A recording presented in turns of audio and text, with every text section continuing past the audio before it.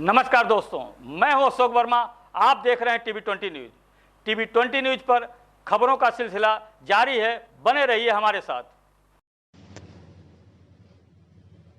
आजमगढ़ के लालगंज से खबर है, जहां मेनाजपुर थाना क्षेत्र के ग्राम कुरहेरा तेज सिंह नारायणपुर के समीप एक निजी बस पेड़ से टकरा गई है, जिसमें उसमें सवार आधा दर्जन से ज्यादा यात्री घायल हो गए। हादसे का कारण स्टीयरिंग फेल होना बताया जा रहा है। बस रोज की तरह वाराणसी के अंद्रापुल से चलकर पतरही मौधा मेनाजपुर होते हुए आजमगढ़ की ओर जा रही थी। हादसे की जानकारी पर ग्रामीणों ने पुलिस को सूचना दी, तो कार्यवाहक प्रभारी निरीक्षक छुन्ना सिंह ने मौके पर पहुंचकर घायलों के इलाज के लिए मेनाजपुर सामुदायिक स्वास्थ्य केंद्र भेजा। बस को जेसीबी से बाहर कराया गया। घायलों में 2 को भर्ती किया गया है, जबकि बाकी को प्राथमिक उपचार के बाद छोड़ दिया गया है। गाजीपुर के खानपुर निवासी चालक चंद्रशेखर यादव को भी पैर में चोट लगी है। चालक ने बताया कि उस समय बस की गति काफी धीमी थी, लेकिन अचानक स्टीयरिंग फेल होने से यह हादसा हो गया।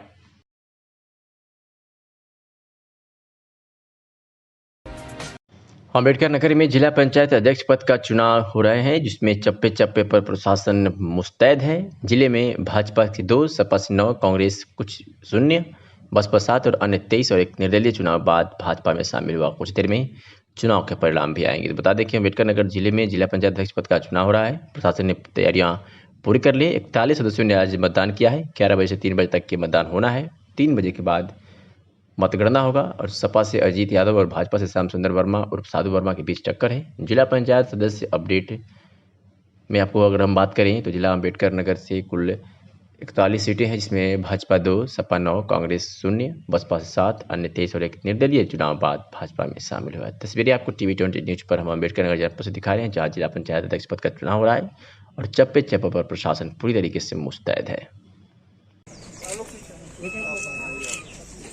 पहले महिलाएं जाएं, आप लोग वहीं रुक जाइएगा, बैठ जाइएगा। वार्ड नंबर 16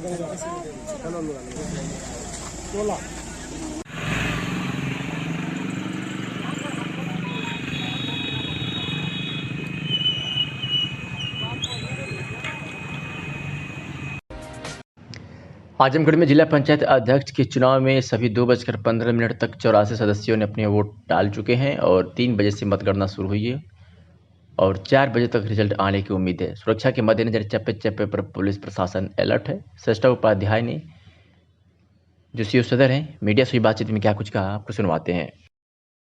कैसे क्या व्यवस्था की गई?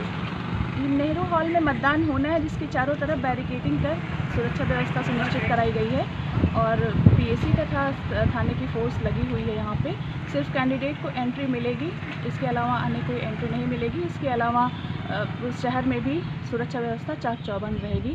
पूरी तरह से सतर्क है, किसी तरह की कोई घटना नहीं होगी। आजमगढ़ में सपा के राष्ट्रीय अध्यक्ष अखिलेश यादव के संसदीय क्षेत्र में समाजवादी पार्टी के प्रत्याशी विजय यादव जिला पंचायत अध्यक्ष पद के लिए शनिवार को हुए चुनाव में अपना परचम लहराने में कामयाब हो गए। उन्होंने सत्तारूढ़ भाजपा के प्रत्याशी संजय निषाद को 74 मतों के अंतर से पराजित कर चुनाव में जीत हासिल की है। आजमगढ़ में सपा लगातार तीसरी बार जिला पंचायत अध्यक्ष पद की सीट पर कब्जा जमाने में कामयाब रही। आजमगढ़ में कुल 84 जिला पंचायत सदस्यों के लिए शनिवार को सुबह 11 बजे से दोपहर 3 बजे तक सख्त सुरक्षा घेरों में नेहरू हॉल में मतदान हुआ। दोपहर 2:15 बजे सभी 84 वोट डाले जा चुके थे। 3 बजे के बाद वोटों की गिनती शुरू हुई। शाम तक परिणाम घोषित कर दिया गया। प्रेक्षक के रूप में वरिष्ठ अधिकारी रामनिवास भी जिले में मौजूद रहे। जिला पंचायत अध्यक्ष पद के लिए सपा प्रत्याशी विजय यादव को 79 व संजय निषाद को 5 मत मिले। इस प्रकार से विजय यादव भाजपा प्रत्याशी को 74 मतों के अंतर से पराजित कर जिला पंचायत अध्यक्ष की कुर्सी पर काबिज हो गए। विजय की जीत पर सपाइयों में खुशी की लहर है। मतदान को लेकर सपा व भाजपा खेमे में सुबह से ही समर्थकों में गहमागहमी देखने को मिली। सपा ने विजय यादव को भाजपा ने संजय निषाद को अपना प्रत्याशी बनाया था। संजय निषाद के पिता कन्हैया निषाद मुंबई के बड़े व्यवसायी हैं। कन्हैया निषाद वर्ष 2017 में भाजपा की टिकट पर अतरौलिया विधानसभा क्षेत्र से जिले के कद्दावर सपा नेता व पूर्व मंत्री बलराम यादव के पुत्र डॉक्टर संग्राम यादव के खिलाफ चुनाव लड़ा था। भले ही कन्हैया को जीत नहीं मिली, लेकिन उन्होंने संग्राम यादव को जोरदार टक्कर दी। वही जिला पंचायत अध्यक्ष पद के सपा प्रत्याशी विजय यादव मोहम्मदपुर के पूर्व ब्लॉक प्रमुख रहे हैं। उनके पिता दुर्गा प्रसाद यादव कई बार से आजमगढ़ सदर विधानसभा से विधायक हैं। अखिलेश यादव की सरकार में दुर्गा प्रसाद यादव मंत्री भी रह चुके हैं। विजय की जीत से पूर्व मंत्री दुर्गा प्रसाद यादव की खास साख बरकरार रही। जिला पंचायत अध्यक्ष पद पर नवनिर्वाचित हुए सपा प्रत्याशी विजय यादव ने अपनी जीत का सेहरा जिला पंचायत सदस्यों को दिया। उन्होंने कहा कि वे विकास पर विश्वास करते हैं। उनका प्रयास हुआ कि जिले के सभी क्षेत्र में विकास कार्य हों। मऊ जनपद की पुलिस ने अंतर जनपदीय साथी लुटेरों के गिरोह का भंडाफोड़ किया है और मुठभेड़ के दौरान 5 साथी लुटेरों को गिरफ्तार किया। उनके कब्जे से लूट के गहने, तमंचा व कारतूस भी बरामद कर लिया गया है। आपको बता दें कि पुलिस अधीक्षक मऊ के निर्देश पर एसओजी स्वाट थाना रानीपुर सराय लखनसी पुलिस टीम की पुलिस मुठभेड़ में 5 साथी लुटेरे गिरफ्तार किए गए हैं और उनके कब्जे से लूट के गहने, तमंचा व कारतूस बरामद किए गए हैं। बता दें कि लूटे गए सामानों में लूट की चैन है, एक जोड़ी टॉप है, एक जोड़ी बाली है, एक जोड़ी झुमकी है, एक मंगलसूत्र पीले धातु व एक पायल सफेद धातु। लूट के 4 मोबाइल फोन भी शामिल है, साथ ही 2 मोटरसाइकिल भी शामिल है और मोबाइल व वाहन के कागजात भी पुलिस ने बरामद कर लिए हैं। आज एक अंतर जनपदीय लुटेरों का गैंग मऊ पुलिस की टीम ने पकड़ा है, जिसमें 5 अभियुक्तों को पुलिस मुठभेड़ में गिरफ्तार किया है और इनके पास से 5 से असला भी बरामद हुए हैं। इसके अलावा इनके पास से कुछ जेवरात, जिसमें एक चेन है, एक जोड़ी टॉप है, एक जोड़ी बाली है, एक जोड़ी झुमकी है, मंगलसूत्र इत्यादि सामान भी इन लोगों से मिला है। और इसके अलावा 2 मोटरसाइकिल जो लूट के दौरान इनके द्वारा इस्तेमाल की जा रही है, उसको भी बरामद किया है।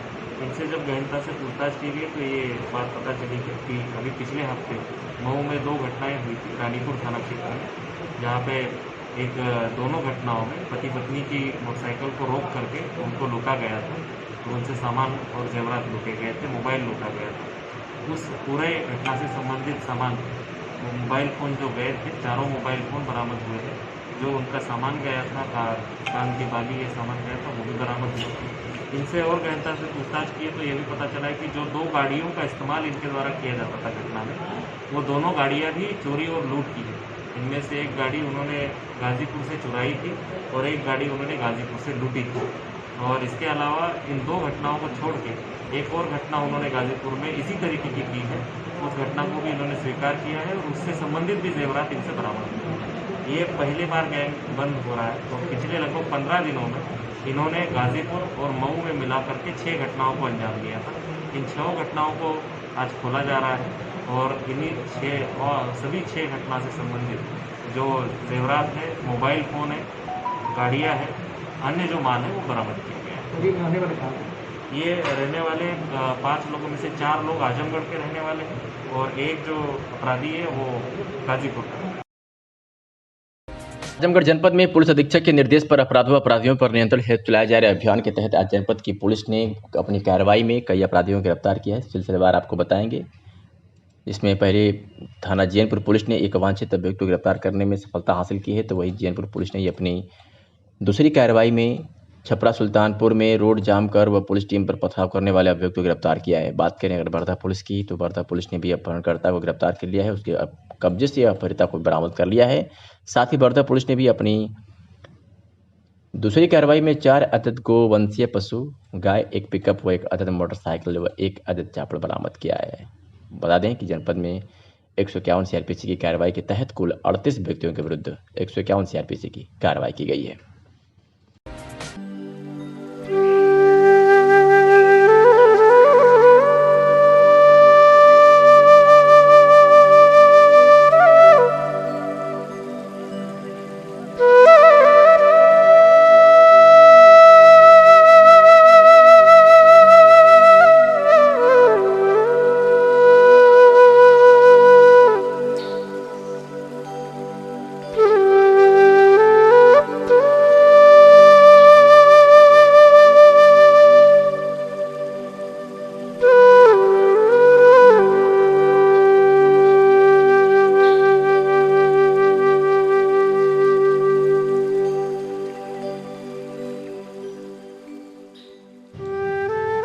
साहब तस्वीरें जरा गौर से देखिएगा।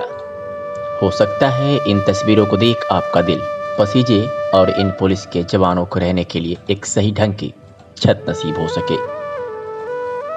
बता दें कि जिलाधिकारी के आदेश पर जहां पुराने हो चुके सरकारी भवनों को गिराने का आदेश दिया गया है, वहीं आजमगढ़ के अतरौलिया थाने के पुलिसकर्मी आज भी 113 वर्ष पुराने जर्जर हो चुके भवनों में रहने को विवश हैं। मकान पूरी तरह से जर्जर अवस्था में है, जहां बारिश के मौसम में रहना मुश्किल हो जाता है। छत से लगातार टपकता पानी और जहरीले कीड़ों का डर बड़े अक्षरों में लिखा निर्माण वर्ष, मानो ये चीख चीख कर बता रहे हैं कि इसकी दशा अब बदलनी चाहिए, क्योंकि ऐसे भवन में लोगों की हिफाजत करने वाले पुलिसकर्मी अपनी जिम्मेदारियों का निर्वहन करने के बाद 2 पल की नींद लेते हैं और आराम करते हैं। बता दें कि थाने पर एक प्रभारी निरीक्षक, 8 सब इंस्पेक्टर, 9 हेड कांस्टेबल, 11 महिला कांस्टेबल, 38 कांस्टेबल तथा 12 डायल 100 के पुलिसकर्मी रहते हैं, जिसमें कुछ ही लोगों को रहने के लिए सुरक्षित आवास मिला है। बाकी के पुलिसकर्मी इसी जर्जर भवन में रहने को मजबूर हैं। बारिश के मौसम में हालात बद से बदतर हो जाती है। ऐसे में सवाल तो खड़ा होता है कि दूसरों की सुरक्षा करने वाले इस कमरे में ये पुलिस के जवान कैसे सुकून की नींद लेते होंगे। तस्वीरों को जरा गौर से देखें। जर्जर भवन की तस्वीरें अतरौलिया थाने की हैं, जिसमें अतरौलिया थाने में तैनात पुलिस के जवान अपनी जिम्मेदारियों से जब थक हार कर लौटते हैं तो इसी भवन में पड़ी छत के नीचे आराम करते हैं। ये छत कब भरभरा कर गिर जाएगा कोई भरोसा नहीं, लेकिन अतरौलिया थाने में तैनात पुलिस के जवान इसी जर्जर भवन में अपनी ड्यूटी पूरी कर आराम फरमाते हैं। तस्वीरें देख के कहना कम नहीं होगा कि ये आवास कम खंडहर भवन ज्यादा है। 1908 में बने हुए जर्जर मकान की तस्वीर वाकई में झकझोर देने वाली है और जिलाधिकारी की वो आदेश कि पुराने हो चुके सरकारी भवनों को गिराकर उसका पुनः निर्माण कराया जाए, बस कागजों तक ही सीमित है, ये कहना गलत नहीं होगा। इस जर्जर भवन में रह रहे डायल 100 के पुलिसकर्मियों ने बताया कि हम लोग सर्दी हो, गर्मी हो, बरसात हो या कोई और मौसम, दिन रात लोगों की सेवा में मुस्तैद रहते हैं, लेकिन रहने के लिए 1908 में बना हुआ भवन ही नसीब में है, जिसमें बरसात के मौसम में रहना बहुत ही मुश्किल है। 113 वर्ष पुराना मकान पूरी तरह से जर्जर हो चुका है, दीवारें फट चुकी हैं, जर्जर मकान की छत से बराबर पानी टपकता है। ऐसे मकान के अंदर पुलिसकर्मी अपनी जान जोखिम में डालकर रहने को विवश हैं। अतरौलिया से आशीष निषाद के साथ team TV20 news, Azamgarh. Azamgarh में रोटरी क्लब द्वारा आयोजित कोविड किट वितरण महिला अस्पताल टीकाकरण केंद्र पर उपलब्ध हुई। यूनिसेफ मंडलीय अधिकारी डॉक्टर सौरभ सिन्हा ने रोटरी क्लब कार्य की सराहना की है। 1 जुलाई से कराया जा रहा था, जिसका आज समापन यूनिसेफ के मंडलीय अधिकारी डॉक्टर सौरभ सिन्हा के सानिध्य में संपन्न हुआ। इस अवसर पर रोटरी क्लब अध्यक्ष सतीश अग्रवाल, सचिव सुंदरम अग्रवाल, पूर्व अध्यक्ष Rotarian Sudhir Agarwal, Amarnath Agarwal, Rotaract club अध्यक्ष रितेश गोयल, रोटेरियन आनंद वर्णवाल, कार्यक्रम के संयोजक Covid district coordinator Rotarian Chandan Agarwal उपस्थित रहे। यूनिसेफ मंडलीय अधिकारी डॉक्टर सौरभ सिन्हा ने रोटरी क्लब कार्य की सराहना की है। निजामाबाद तहसील क्षेत्र के बड़ा गांव प्राचीन शिव मंदिर पर चल रहे रुद्रचंडी महायज्ञ की आज पूर्णाहुति किया गया। आचार्य जनार्दन आचार्य जी महाराज ने बताया कि रुद्रचंडी महायज्ञ से विश्व कल्याण के लिए किया जाता है। यज्ञ से विषाक्त हवाएं समाप्त होती है। अगर बहुत ज्यादा यज्ञ किया जाए तो महामारियां स्वतः नष्ट हो जाती हैं। मानव का जीवन यज्ञ से प्रारंभ होकर अंत में यज्ञ में लय होता है, इसीलिए यज्ञ सर्वोत्कृष्ट कार्य है। सर्वप्रथम ब्रह्मा जी ने यज्ञ करके सृष्टि का शुभारंभ किया था। आचार्य अनुज, आचार्य धीरज, आचार्य धनंजय, आचार्य स्वामाचार्य, कुलदीप सहित दर्जनों विद्वानों ने यज्ञ को पूर्ण कराया। अंत में आयोजक वीरेंद्र नाथ मिश्र ने बताया कि कल विशाल भंडारे का आयोजन किया गया है।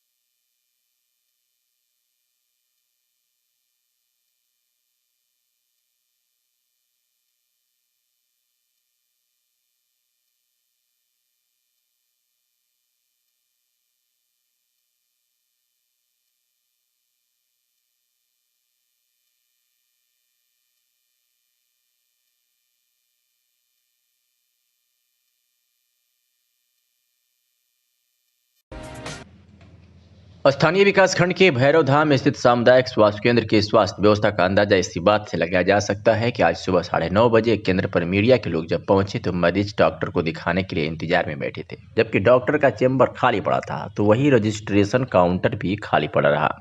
मौके पर फार्मासिस्ट आलोक कुमार राय, जयराम रामायण श्रीवास्तव तथा लैब टेक्नीशियन राकेश यादव मौजूद मिले।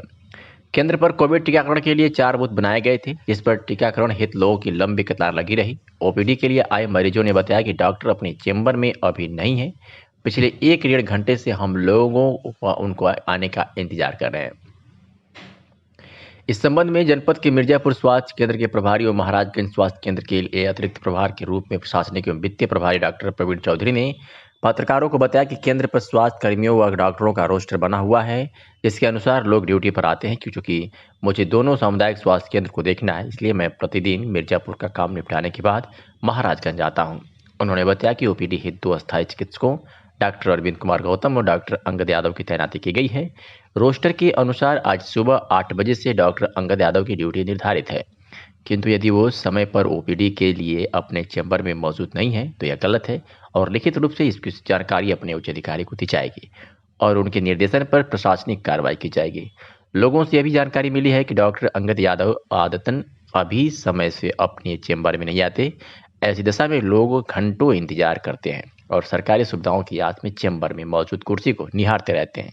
आम लोगों को इस बेबसी से पता नहीं कब निजात मिलेगी और कब जनता के पैसों से ऐसो आराम की जिंदगी जीने वाले कुछ डॉक्टर व स्वास्थ्य कर्मी सुधरेंगे।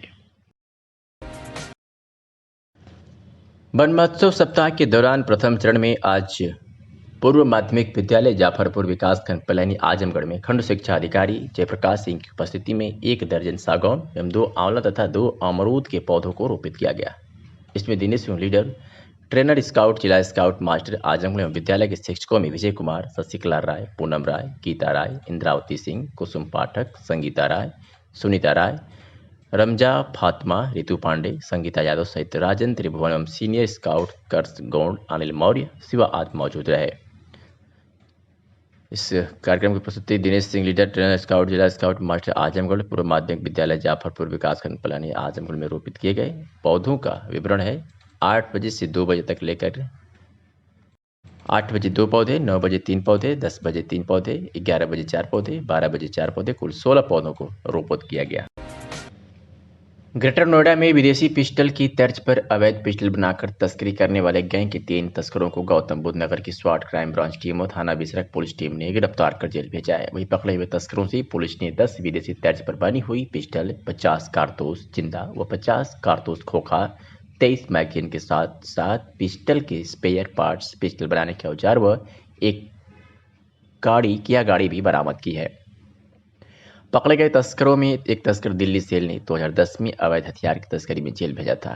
वही डीसीपी क्राइम ने बताया कि गौतम बुद्ध नगर क्राइम ब्रांच को मुखबिर द्वारा सूचना प्राप्त हुई थी कि अवैध हथियार बनाकर उनकी तस्करी करने वाले तस्कर मेरठ में अवैध असलाह नई फैक्ट्री चालू करने के नोएडा के रास्ते से जाने वाले हैं। इसकी सूचना पर गौतम बुद्ध नगर क्राइम ब्रांच टीम और थाना बिसरक पुलिस की संयुक्त टीम ने 3 तस्करों को किया कार में अवैध पिस्टलों सहित गिरफ्तार किया है। गिरफ्तार किए गए तीनों तस्कर सगे भाई हैं और विदेशी पिस्टल की तर्ज पर पिस्टल बनाकर उसे दिल्ली सहित एनसीआर क्षेत्र में 1 लाख रुपए तक बेचा करते थे। वही पुलिस द्वारा पूछे जाने पर उन्होंने बताया कि हथियारों की असेंबली का माल दिल्ली में सलीम से खरीदकर पिस्टलों को तैयार करते थे और रईस के माध्यम से 1 लाख रुपए तक में बेच देते थे। वही तस्करों ने भी बताया कि सन 2010 में हाशिम को दिल्ली सेल ने अवैध पिस्टल के साथ गिरफ्तार कर जेल भेजा था। इसके बाद जब हाशिम जेल से छूटकर बाहर आया तो इसने अवैध पिस्टल की तस्करी का काम शुरू कर दिया और अब तक 500 से अधिक पिस्टलों की तस्करी कर चुका है। पकड़े गए तस्करों के आपराधिक इतिहास की जानकारी दिल्ली सेल से भी की जा रही है। महाराजगंज जिला पंचायत अध्यक्ष के चुनाव में भाजपा के रविकांत पटेल ने 28 मतों से भारी जीत दर्ज की है। वही समाजवादी पार्टी के प्रत्याशी दुर्गा यादव को महज 9 वोटों से ही संतोष करना पड़ा है। जनपद में 47 जिला पंचायत सदस्य हैं। आज हुए मतदान में कुल 47 सदस्यों ने अपने मत का प्रयोग किया, जिसमें भाजपा को कुल 38 मत मिले जबकि सपा को 9 मत मिले। वही भाजपा की जीत पर कार्यकर्ताओं में भारी उत्साह है। मतदान संपन्न होने के बाद से ही कार्यकर्ता ढोल नगाड़ों के साथ अपनी जीत का जश्न मना रहे हैं। महाराजगंज जनपद में बीते कई वर्षों से जिला पंचायत अध्यक्ष की सीट पर भाजपा का ही कब्जा रहा है। वही जिला पंचायत अध्यक्ष की कुर्सी पर काबिज होने वाले रविकांत पटेल महाराजगंज से भाजपा सांसद पंकज चौधरी के बेहद करीबी माने जाते हैं। कहेंगे आप? भाजपा की जीत है। हम सभी कार्यकर्ताओं को, सभी जनप्रतिनिधियों को बहुत खुशी है और निश्चित तौर से भारतीय जनता पार्टी अपने पिछले कथनी करनी के आधार पर इस बार 6वीं बार जिला परिषद अध्यक्ष का सीट हम लोगों ने जीता है और जो अधूरे कार्य हैं उसको निश्चित तौर से पूरा करने का हम लोग प्रयास करेंगे।